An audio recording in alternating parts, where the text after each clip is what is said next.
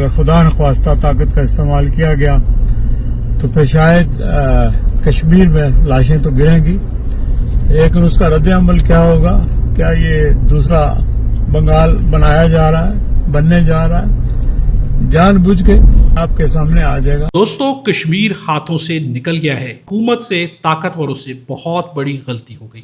حکومت اور طاقتور ہمیشہ ہی غلطی کرتے ہیں، اور جب غلطی بہت آگے بڑھ جاتی ہے، اس کو سدھارنے کی پھر دوبارہ سے کوشش کی جاتی ہے، اس وقت حالات بہت ہی زیادہ آگے بڑھ چکے ہوتے ہیں۔ اس وقت کیا کشمیر دوسرا بنگال بننے جا رہا ہے؟ آپ نے شروع میں گفتگو سنی۔ اس وقت کیا کہا جا رہا ہے؟ بی بی سی کیا رپورٹ کر رہا ہے؟ کشمیر کے حالات کیا ہیں؟ اور اب طاقتور اور حکومت کیا کرنے جا رہی ہے؟ اسلام آباد کے اندر پریس کانفرنسز شروع ہو چکی ہیں۔ اب طاقتوروں نے اپنے دفاع کے لیے، اپنے آپ کو بچانے کے لیے اور معاملات کو حل کرنے کے لیے لوگوں کو سامنے لانا شروع کر دیا ہے۔ اس کی ڈیٹیلز بھی آپ کے سامنے رکھتے ہیں۔ سب سے پہلے آپ کے سامنے رکھتے ہیں کہ کشمیر کے اندر حالات اس وقت کہاں پر پہنچ گئے ہیں۔ کشمیر کے اندر حالات جو ہے بہت ہی زیادہ سنگین ہو گئے ہیں، بہت زیادہ خوفناک ہو گئے ہیں۔ یعنی جس طرح سے کشمیر کی عوام 21 سے 22 دن ہو گئے ہیں دھرنا دے کے بیٹھی ہے، احتجاج کر رہی ہے، انہیں نظر انداز کیا گیا، نہ صرف نظر انداز کیا گیا بلکہ ان کے اوپر گولیاں تک برسا دی گئی، ان کے لوگوں کو شہید کر دیا گیا، اور انہیں ان کی میت بھی ان کے حوالے نہیں کی گئی، جس کے بعد کشمیر کی عوام اب پھٹ چکی ہے، اور ساتھ ان کے اوپر دہشت گردی کے الزامات بھی لگا دیے گئے۔ عمر نذیر کشمیری کا کیا خطاب ہے؟ آپ کو یہ خطاب سناتے ہیں، جس سے آپ کو حالات کی نزاکت کا اندازہ ہو جائے گا کہ کیا کشمیر واقعی ہاتھوں سے نکل گیا ہے۔ آپ یہ گفتگو ملاحظہ کریں۔ آپ کی مہربانی ہوگی شہداء کے لوگوں کو سامنے رکھیے گا۔ 5، 6، 7، 8 تاریخ کو راولا کوٹ کے اندر جو خون کی ہولی کھیلی گئی وہ ساری آپ کے سامنے ہے۔ تو ایسے میں ریاست بھر میں کوئی بھی ایسا اقدام کرے گا، اس کا نام ہمیشہ کے لیے میر جعفر کے ساتھ، میر صادق کے ساتھ، یزید کے ساتھ، شمر کے ساتھ، ابن زیاد کے ساتھ اس کا نام لکھا جائے گا اور پکارا جائے گا یہ غدار کی دکان ہے، یہ غدار ہے، یہ غدار کی دکان ہے، یہ سولتکار کی دکان ہے۔ فیصلہ اپنے کرام کو جبر نہیں کریں گے، لیکن عوام فیصلہ کرے گی۔ عوام کا فیصلہ بڑا بے رحم ہوتا ہے۔ باہر کے پچھلی ہماری ہڑتال میں ایک چھوٹی سی بیکری والا ہے، پورا باغ بند تھا، اس نے بیکری کھولی تھی، اور اس میں ایک وقت ایسا آیا کہ وہ بیکری بیچ کے وہاں سے بھاگا۔ تو ہوش مندی کے ساتھ ہم صبر کیجیے گا، جو آپ کا رزق ہے وہ آپ کے نصیب میں جائے گا، وہ جائے گا، کوئی چھین نہیں سکتا۔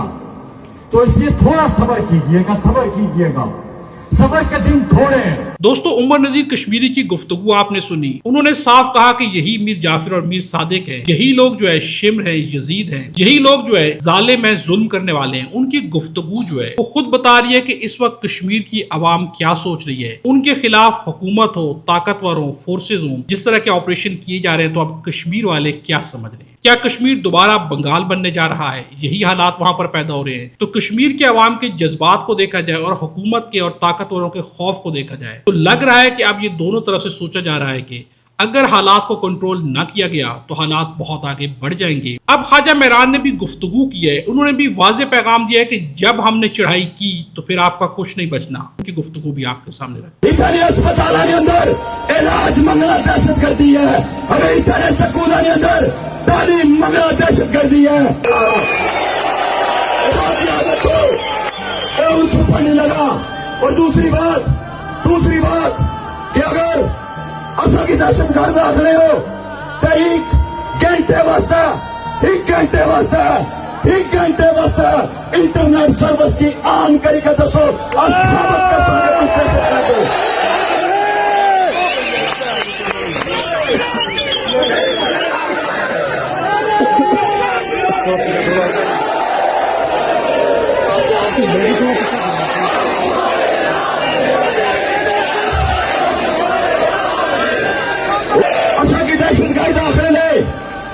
گربان اپنے دیکھو، گربان اپنے جھانکی کے دیکھو کہ تسانے گربان میں اندر تسانی اوقات کیا ہے، اور اس کو بعد اے آخو کہ لوگ دہشت گردن اصل یہ کسی کی سرٹیفکیٹ دینے کی ضرورت نہیں ہے۔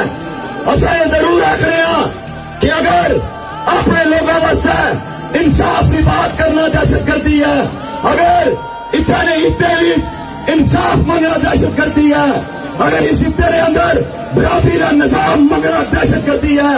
دوستو آپ نے خواجہ مہران کی گفتگو بھی سنی۔ اگر ان ساری گفتگو کو سامنے رکھا جائے، اس وقت کشمیر کے جو حالات ہیں وہ واضح ہو جاتے ہیں۔ ایک جانب طاقتوروں نے، حکومت نے ڈینائی کیا کشمیر کے حالات تو نارمل ہیں، وہاں پر نہ کوئی احتجاج ہو رہا ہے، نہ ہی کہیں پر ہڑتال کی کال دی گئی ہے، اور نہ ہی کہیں پر فورسز آپریشن کر رہی ہیں، جبکہ اب جو ہے خود پاکستان کے اندر سے آوازیں اٹھنا شروع ہو گئی ہیں۔ کشمیر کے ظلم و ستم کے اوپر آواز اٹھ رہی ہے۔ سب سے پہلے آپ کے سامنے رکھتے ہیں کہ اعزاز سید کا کہنا ہے، مختلف افراد نے تصدیق کی ہے کہ راولاکوٹ میں عوامی احتجاج اتنا شدید ہے کہ آزاد کشمیر اسمبلی کی 5 نشستوں کے لیے کوئی بھی امیدوار الیکشن کمیشن کے دفتر جانے کی ہمت نہیں کر پا رہا۔ اس لیے الیکشن کمیشن آزاد کشمیر نے راولپنڈی میں موجودہ پونچھ ہاؤس میں ان حلقوں کے کاغذات نامزدگی وصول کیے۔ یعنی اس قدر زیادہ احتجاج ہے، عوام جو ہے ان کے اندر شدت ہے کہ وہاں پہ لوگ الیکشن کمیشن کے آفس ہی نہیں گئے کہ اپنی نشستوں کے لیے امیدوار کے طور پہ کاغذات جمع کراتے، راولپنڈی میں آ کے ان سے کاغذات لیے گئے۔ یہ ظاہر کرتا ہے کہ اس وقت جو ہے کشمیر کے حالات کیا ہیں۔ دوسری جانب آپ کے سامنے ایک مختصر سی ویڈیو رکھتے ہیں۔ اب یہ ویڈیو کہاں کی ہے؟ LH26 لوور نیلم سالخہ وارڈ کراچی سیگام کے نوجوان ڈٹ گئے ہیں۔ انہوں نے بینر لگا دیا ہے۔ ان کا کہنا ہے کہ ہمارے پاس کوئی بھی ووٹ مانگنے کے لیے نہ ہے۔ اب اس بینر کے اوپر کیا لکھا گیا ہے؟ جبر کا موسم کب بدلے گا؟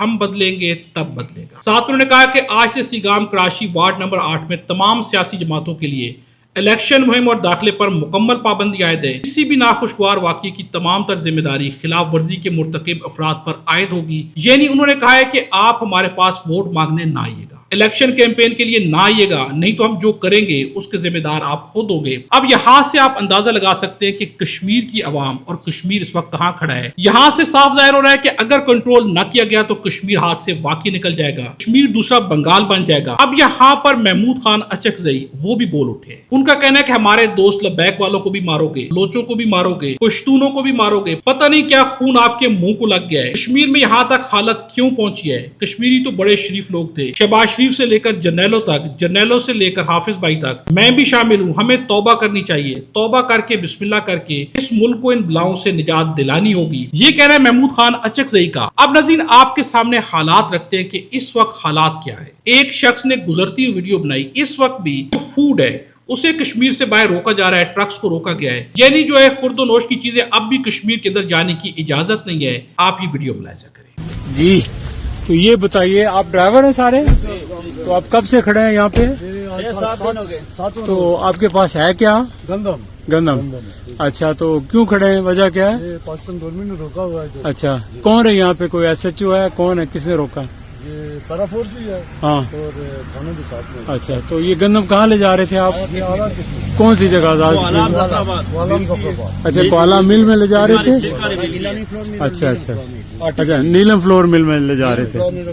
اچھا اچھا دوستو آپ نے یہ ویڈیو دیکھی، ٹرک ڈرائیورز کے بیانات کو سنا۔ دوسری جانب BBC نے بھی ایک رپورٹ پیش کر دی کہ پاکستان کے زیر انتظام کشمیر میں خوراک کی قلت، حکومت کی جانب سے راستے روکے جا رہے ہیں، خوراک کو روکا جا رہا ہے۔ اس رپورٹ نے بھی جہاں پہ حقیقت کو آشکار کیا ہے، وہاں پر اب جو ہے طاقتوروں یا حکومتیں انہیں سمجھ آ گئی ہے کہ اگر حل نہ نکالا گیا تو کشمیر ہاتھ سے نکل جائے گا۔ اب جو اسلام آباد کے اندر کچھ لوگوں کو سامنے لایا گیا ہے مذاکرات کے لیے۔ حافظ نعیم الرحمان نے پاکستان تحریک انصاف کے لوگوں سے ملاقات کی، اس کے بعد میڈیا ٹاک کی گئی۔ ان کا کہنا ہے کہ آزاد کشمیر میں حالات مزید خراب ہوئے تو نقصان ہوگا۔ اب دوستو یہی سے آپ اندازہ کر لیں کہ وہ بھی مان رہے ہیں کہ حالات اگر زیادہ اور خراب ہوتے ہیں تو پھر بہت بڑا نقصان ہوگا، یعنی کہ وہاں پر حالات پہلے ہی خراب ہیں۔ اشیاء خورد و نوش کے ٹرک فوری داخل کی جائے، وہ بھی اعتراف کرے۔ حکومت اشتعال انگیز بیانات سے گریز کرے۔ ہمارے وزراء کی جانب سے ایسے بیانات دیے گئے جس کا نہ سر ہے نہ پاؤں۔ اب یہ کہنا ہے حافظ نعیم الرحمان کا۔ اس کے ساتھ ساتھ ان کا کہنا ہے کہ ریاست کسی جرنیل یا سیاستدان کا نام نہیں ہوتا، ریاست عوام کا نام ہوتا ہے، ہم سب اس کے کسٹوڈین ہیں۔ کشمیر میں بہت خون بہہ چکا ہے۔ اب وہ اعتراف کریں کہ کشمیر میں بہت خون بہہ چکا ہے۔ حکومت اور ایکشن کمیٹی سے بات چیت کے لیے ایک کمیٹی بنائی ہے، یہ ان کے بیانات ہیں۔ اب ناظرین یہاں سے آپ اندازہ کر لیں کہ اس وقت حکومت چاہتی ہے پاکستان تحریک انصاف بھی بیچ میں ہے، کیونکہ ان کی جو ہے وہاں پر سپورٹر بہت زیادہ ہیں کہ وہ بھی بیچ میں، اور اب جو ہے مذاکرات کے ذریعے کوئی راستہ نکالا جائے اس سے پہلے کہ کشمیری وہ کر ڈالیں